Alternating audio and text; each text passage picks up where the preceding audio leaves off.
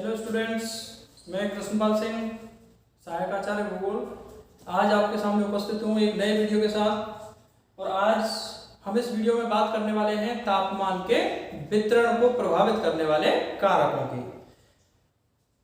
तो इस वीडियो को शुरू करूँ उससे पहले आपको यदि ये वीडियो पसंद आए तो इस वीडियो को शेयर और चैनल को सब्सक्राइब अवश्य करें। तो आज हम इस वीडियो में बात करते हैं तापमान के वितरण को प्रभावित करने वाले कारक। तो जैसा कि इससे पहले के जो वीडियो थे उनमें हमने बात की कि पृथ्वी पर ऊष्मा का जो मुख्य स्रोत है वो सूर्य है। पृथ्वी सूर्य से उत्पन्न हुए लघु तरंगी सौर विकिरण को प्राप्त करता है और उसी से जो है पृथ्वी अपनी समस्त ऊष्मा प्राप्त करती है। तो वही जो सौर ऊर्जा है वो सौर ऊर्जा तापमान में कन्वर्ट होती है, ऊष्मा में तब्दील होती है और तापमान के लिए उत्तरदायी है। तो यहाँ हम बात करने वाले हैं पृथ्वी के विभिन्न क्षेत्रों में तापमान का वितरण किन किन कारकों से प्रभावित होता है। हालांकि सूर्य के द्वारा अलग अलग इलाकों में एक समान भी यदि ऊष्मा की मात्रा प्राप्त होती है, एक समान ऊर्जा की मात्रा प्राप्त होती है, फिर भी बहुत से ऐसे कारक हैं जो धरातल से संबंधित हैं, पृथ्वी से संबंधित हैं और उन कारकों की वजह से विभिन्न अलग अलग क्षेत्रों में समान मात्रा में सौर ऊर्जा मिलने के बावजूद भी वहां तापमान में अंतर देखने को मिलता है। तो आज हम इन्हीं कारकों पर डिस्कस करेंगे कि ऐसे कौन कौन से कारक हैं जो तापमान को प्रभावित करते हैं, तापमान में अंतर के लिए उत्तरदायी हैं। तो यहाँ पर हम बात करने वाले हैं पृथ्वी पर तापमान के वितरण को प्रभावित करने वाले कारक। तो सबसे पहले हम यहाँ बात करेंगे अक्षांश का प्रभाव, कि पृथ्वी के विभिन्न क्षेत्रों में जो तापमान है उस तापमान को प्रभावित करने में एक बहुत ही महत्वपूर्ण भूमिका निभाता है। ये पहला कारक अक्षांश का प्रभाव। इससे पहले की वीडियो में हमने देखा कि पृथ्वी पर सूर्य की जो किरणें हैं वो भूमध्य रेखा पर लंबवत पड़ती हैं और भूमध्य रेखा से ध्रुवीय क्षेत्रों की ओर क्रमशः जाने पर उन सूर्य की किरणों का तिरछापन बढ़ता चला जाता है। तो यही अक्षांशीय प्रभाव है। हमारी पृथ्वी पर कोई भी स्थान कितने डिग्री अक्षांश पर स्थित है इसी पर डिपेंड करेगा कि वहां पर सूर्य की किरणों का तिरछापन कितना है। और सूर्य की लंबवत किरणें अधिक ऊष्मा प्रदान करती हैं और अधिक तापमान उन क्षेत्रों में पाया जाता है बजाय सूर्य की तिरछी किरणों के, क्योंकि सूर्य की तिरछी किरणों के द्वारा ऊर्जा का जो ह्रास है वो अधिक मात्रा में होता है। और ये चीज हमने जो है इससे पहले की वीडियो में भी डिस्कस की थी। तो पृथ्वी के विभिन्न क्षेत्रों में उन क्षेत्रों का अक्षांश कितना है, वो कितने डिग्री अक्षांश पर स्थित है, इस चीज का प्रभाव वहां के तापमान पर पाया जाता है। तो किसी भी क्षेत्र में तापमान को प्रभावित करने वाला जो मुख्य कारक है वो है अक्षांश। उस क्षेत्र का अक्षांश कहां पर है, अर्थात वो पृथ्वी के किस स्थान पर स्थित है, पृथ्वी के कितने डिग्री अक्षांश पर वो स्थान स्थित है। दूसरा प्रमुख कारक इसकी हम बात करते हैं सागर तल से ऊंचाई।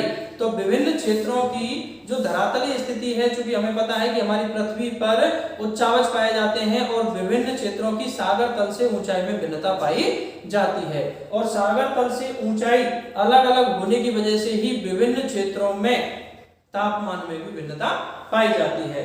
इससे पहले भी हमने इस बात पर डिस्कस किया था कि हमारी जो पृथ्वी है उसके धरातल से या समुद्र तल से यदि हम ऊंचाई के साथ बात करें तो वायुमंडलीय तापमान जो है वो क्रम से गिरता चला जाता है। वायुमंडलीय तापमान में ऊंचाई के साथ क्रम से कमी होती चली जाती है और सामान्य रूप से ये जो ताप पतन की दर है, तापमान के घटने की जो दर है वो 6.5 डिग्री सेल्सियस प्रति किलोमीटर की दर से होती है, जिसको हम सामान्य ताप पतन दर भी कहते हैं। तो यही कारण है कि जो स्थान अधिक समुद्र तल से अधिक ऊंचाई पर स्थित है वहां पर तुलनात्मक रूप से तापमान कम पाया जाता है और जो स्थान कम ऊंचाई पर स्थित है वहां तुलनात्मक रूप से अधिक तापमान पाया जाता है। तो पृथ्वी के विभिन्न क्षेत्रों में तापमान के वितरण को प्रभावित करने में सागर तल से ऊंचाई भी एक महत्वपूर्ण कारक के रूप में अपनी भूमिका निभाता है। अब हम बात करेंगे अगले तीसरे कारक की। और तीसरा कारक जो कि पृथ्वी के विभिन्न क्षेत्रों में तापमान को प्रभावित करता है, तापमान के वितरण को प्रभावित करता है, वो तीसरा कारक है सागर तट से दूरी या सागर से दूरी। अर्थात हमारी पृथ्वी पर स्थलीय और जलीय दोनों ही प्रकार के क्षेत्र पाए जाते हैं और स्थल और जल की जो स्वभाव है उस स्वभाव में भिन्नता की वजह से स्थलीय क्षेत्रों के नजदीक वाले जो जलीय क्षेत्रों के नजदीक वाले जो स्थान हैं वहां पर समुद्र का समकारी प्रभाव पड़ता है, क्योंकि जल का जो विशिष्ट ऊष्मा है वो अधिक होती है और जल को गर्म होने और ठंडे होने के लिए अधिक ऊष्मा की आवश्यकता होती है। और यही कारण है कि तुलनात्मक रूप से जल स्थल की तुलना में देर से गर्म होता है और देर से ही ठंडा होता है। और यही कारण है कि कोई भी स्थान सागर से जितनी कम दूरी पर होगा तो उस सागरीय क्षेत्र के समकारी प्रभाव वहां पर देखने को मिलता है और सागर के नजदीक वाले इलाकों में तापीय विषमता कम पाई जाती है, तापमान की भिन्नता कम पाई जाती है। अर्थात सागर के तट के नजदीक वाले जो इलाके हैं वहां ग्रीष्मकालीन जो तापमान है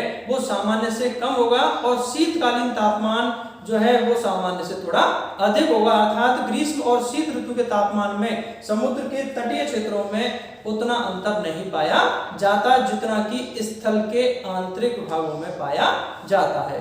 तो ये समुद्र से दूरी का ही प्रभाव है, क्योंकि सागरीय क्षेत्र के नजदीक वाले जो इलाके हैं वहां सागर का समकारी प्रभाव रहता है और वहां पर जलवायु में तापीय विषमता कम पाई जाती है। अब हम बात करेंगे तापमान के वितरण को प्रभावित करने वाले अगले कारक की, और अगला कारक है स्थल व जल का स्वभाव। कि स्थल और जल ये दो जो पृथ्वी के धरातलीय क्षेत्र हैं जहां पर स्थलीय क्षेत्र भी हैं और जलीय क्षेत्र भी हैं, और जल और स्थल के स्वभाव में भिन्नता पाई जाती है। सूर्य से आने वाली जो ऊष्मा की तरंगें हैं, जो सौर ऊर्जा है या सौर विकिरण है, तो स्थलीय भाग में वो सौर विकिरण कम गहराई तक प्रवेश कर पाती हैं, इसीलिए स्थल का ऊपरी भाग ज्यादा ऊष्मा प्राप्त कर पाता है और ऊपरी भाग का या स्थलीय या धरातलीय क्षेत्र का तापमान अधिक हो जाता है। वहीं यदि हम जल की बात करें तो जल में सूर्य की जो किरणें हैं अधिक गहराई तक प्रवेश कर जाती हैं, इसीलिए वो ऊष्मा काफी गहराई तक के क्षेत्र में वितरित हो जाती है, और यही कारण है कि जलीय क्षेत्र का तापमान उतना ज्यादा नहीं होता है। और तुलनात्मक रूप से स्थलीय क्षेत्रों की तुलना में जलीय क्षेत्रों का टेम्परेचर ग्रीष्म काल में थोड़ा कम पाया जाएगा। और जस्ट अपोजिट यदि हम बात करें शीतकाल की, तो स्थलीय क्षेत्रों में विकिरण भी तेजी से होता है शीतकालीन दशाओं में या रात्रिकालीन दशाओं में, और वहां पर तापमान का ह्रास भी काफी तेजी से होता है। और यही कारण है कि स्थलीय क्षेत्र शीतकाल में और रात्रि काल में तुलनात्मक रूप से जल की तुलना में अधिक ठंडे हो जाते हैं। तो स्पष्ट स्थिति है स्थल और जल के स्वभाव की कि स्थल जल्दी गर्म होता है और ज्यादा गर्म हो जाता है, वहीं जलीय क्षेत्र जो है कम गर्म हो पाते हैं और देर से गर्म होते हैं। और यही स्वभाव विभिन्न क्षेत्रों में तापमान के वितरण को प्रभावित करता है। जो क्षेत्र जलीय हैं वहां पर तापीय जो दशाएं हैं वो ग्रीष्म काल में तुलनात्मक रूप से कम तापमान वाली होंगी और शीत काल में तुलनात्मक रूप से अधिक तापमान वाली होंगी, जबकि जिन क्षेत्रों में चारों ओर स्थलीय भाग है और जलीय प्रसार या जलीय विस्तार नहीं है वहां पर ग्रीष्म और शीत ऋतु के तापमान में काफी अधिक अंतर देखने को मिलता है। तो ये चौथा कारक था। अब हम बात करेंगे अगले कारक की, और अगला कारक है धरातलीय ढाल। पृथ्वी के विभिन्न क्षेत्रों में तापमान के वितरण को प्रभावित करने में धरातलीय ढाल भी अपनी भूमिका निभाता है। और ये पृथ्वी के विभिन्न क्षेत्र जहां पर विभिन्न प्रकार के उच्चावच पर्वत पठार पाए जाते हैं, तो उन ऊंचे क्षेत्रों में जो सूर्य के सम्मुख वाले ढाल हैं, जिन धरातलीय क्षेत्रों का ढाल सूर्य की ओर है या ढाल का वह हिस्सा जो सूर्य के सम्मुख पड़ रहा है, वहां पर चूंकि सीधी सूर्य की किरणें पड़ने की वजह से वो सम्मुख वाले जो ढाल हैं वो अधिक ऊष्मा प्राप्त करते हैं और तुलनात्मक रूप से वहां अधिक तापमान पाया जाता है। जबकि सूर्य की किरणों के पश्चिमवर्ती भाग जो हैं, जो दूसरी साइड में जो पड़ते हैं जहां पर डायरेक्ट सूर्य की किरणें नहीं पड़ती हैं, तो उन विमुख ढालों पर तुलनात्मक रूप से तापमान कम पाया जाता है। तो ये धरातलीय ढाल है। तो यही कारण है कि पृथ्वी के विभिन्न क्षेत्रों में जो ढाल सूर्य के सामने पड़ते हैं वहां अधिक तापमान प्राप्त करते हैं, और जो सूर्य के विमुख ढाल हैं वहां पर तुलनात्मक रूप से तापमान कम पाया जाता है। अब हम बात करेंगे तापमान के वितरण को प्रभावित करने वाला अगला कारक, और वो है प्रचलित पवनें। तो किसी क्षेत्र में चूंकि वायु दाब की भिन्नता की वजह से धरातलीय क्षेत्र में क्षैतिज रूप से पवनें संचालित होती हैं, और पवनें किसी एक स्थान से दूसरे स्थान तक अपनी विशेषताओं को प्रसारित करती हैं, अर्थात जिस क्षेत्र से पवन उत्पन्न हुई उस क्षेत्र की वायुमंडलीय दशाओं को, उस क्षेत्र की तापीय दशाओं को वो जहां पर पहुंचती है उन क्षेत्रों में पहुंचा देती है और अपनी पहुंच वाले स्थानों के वातावरण और अपने पहुंच वाले स्थानों के मौसम में परिवर्तन का कारण बनती है। तो हम यहाँ पर बात करेंगे तापमान की। तो प्रचलित पवनें तापमान के वितरण को प्रभावित करती हैं। यदि मान लीजिए किसी क्षेत्र गर्म क्षेत्रों से चलने वाली जो पवन है तो उनका तापमान अधिक होगा, और यदि ये अधिक तापमान वाली जो पवनें हैं ये ठंडे इलाकों में पहुंचती हैं तो वहां उन क्षेत्रों के तापमान में वृद्धि का कारण बनती हैं। तो यही कारण है कि हमारी पृथ्वी पर विभिन्न क्षेत्रों में संचलित होने वाली जो पवनें हैं वो जिन क्षेत्रों में पहुंचती हैं वहां के मौसम में बदलाव लाती हैं और वहां तापमान के वितरण को प्रभावित करती हैं। यदि ठंडे इलाकों से आने वाली कोई पवनें हैं, मान लीजिए ध्रुवीय क्षेत्रों से चलने वाली पवनें उष्णकटिबंधीय क्षेत्रों की ओर आती हैं तो निश्चित रूप से वो ठंडी होंगी और अपनी पहुंच वाले उष्णकटिबंधीय इलाकों में तापमान को कम कर देंगी। तो ये प्रचलित पवनें भी किसी क्षेत्र के तापमान के वितरण को प्रभावित करती हैं। अब हम बात करेंगे आगे अगला कारक जो कि है महासागरीय धाराएं। और जैसे हमने प्रचलित पवनों में देखा तो जिस तरीके से प्रचलित पवनें विभिन्न क्षेत्रों में तापमान के वितरण को प्रभावित करती हैं और एक क्षेत्र के तापीय विशेषताओं को दूसरे क्षेत्र में पहुंचाती हैं, वही काम जो है महासागरीय क्षेत्र में महासागरीय धाराओं के द्वारा किया जाता है। महासागरीय क्षेत्रों में भी विभिन्न अलग अलग क्षेत्रों में महासागरीय जल के तापमान में भिन्नता पाई जाती है और इस जलीय तापमान की भिन्नता को एक स्थान से दूसरे स्थान तक पहुंचाने का कार्य महासागरीय धाराओं के द्वारा किया जाता है।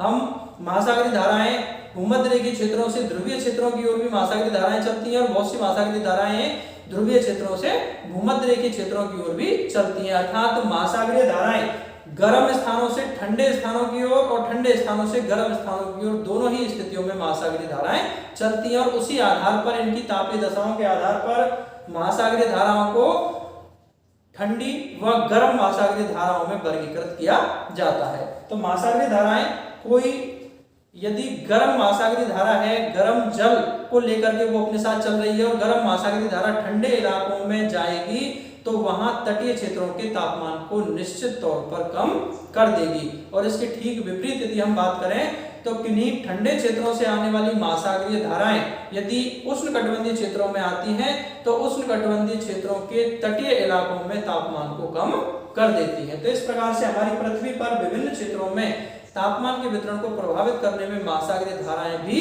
अपनी महत्वपूर्ण भूमिका निभाती हैं। अब हम बात करते हैं अगला कारक तापमान के वितरण को प्रभावित करने का, और अगला कारक है मेघाच्छादन की स्थिति, अर्थात हमारा वायुमंडल में बादलों की स्थिति कैसी है। वायुमंडल या आसमान हम कह सकते हैं वो साफ है या बादलों से घिरा हुआ है।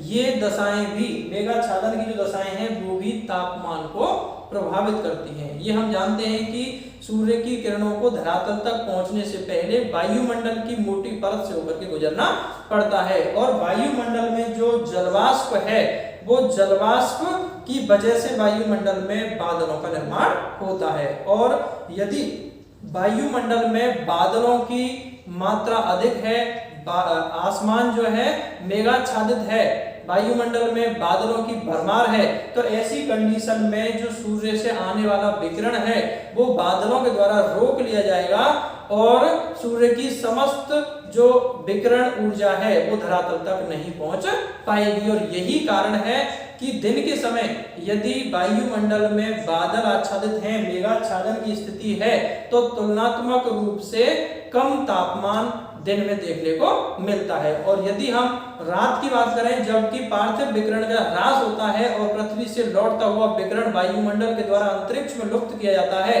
तो यदि वायुमंडल में मेघाच्छादन की स्थिति है तो वो बादल पृथ्वी से लौटते हुए विकिरण को भी रोकने का काम करेंगे। और यही कारण है कि ऐसी मेघाच्छादन की स्थिति में रात का तापमान तुलनात्मक रूप से थोड़ा अधिक पाया जाता है, क्योंकि बादलों के द्वारा लौटती हुई ऊष्मा का अवशोषण कर लिया जाता है। तो विभिन्न क्षेत्रों में मेघाच्छादन की स्थिति क्या है, इस आधार पर भी विभिन्न स्थलों का, विभिन्न स्थानों के तापमान का वितरण प्रभावित होता है। तो ये पृथ्वी के विभिन्न क्षेत्रों में तापमान के वितरण को प्रभावित करने वाले कारक थे। उम्मीद करता हूं कि आपको मेरे द्वारा बताया हुआ कंटेंट समझ में आया होगा और वीडियो आपको पसंद आया होगा। धन्यवाद।